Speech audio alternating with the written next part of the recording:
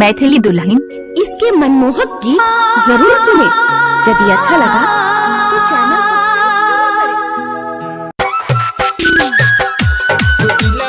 Singing by Bablu Vedanti DJ Kranti.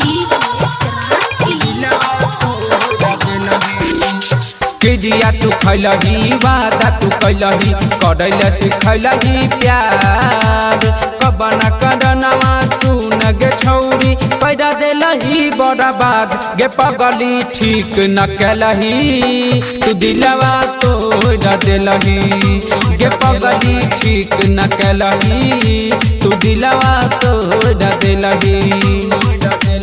किजिया तू खैलही वादा तू कैलही करैला सिखैलही प्यार कबन करनमा सुन गे छौरी कैदा देलही बर्बाद गे पगली ठीक न कैलही तू दिलवा तोड़ देलही गे पगली ठीक न कैलही तू दिलवा तोड़ देलही।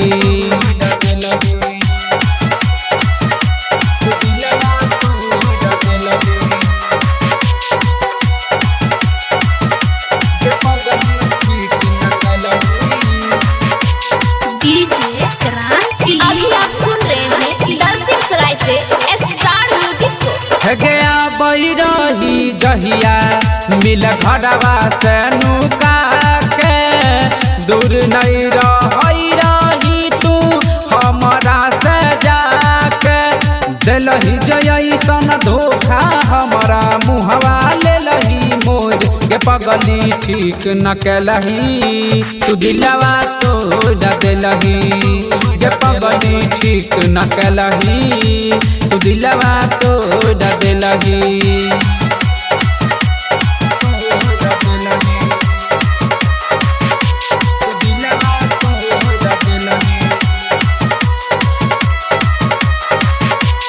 डीजे क्रांति मिक्स बाय राजीव जेके।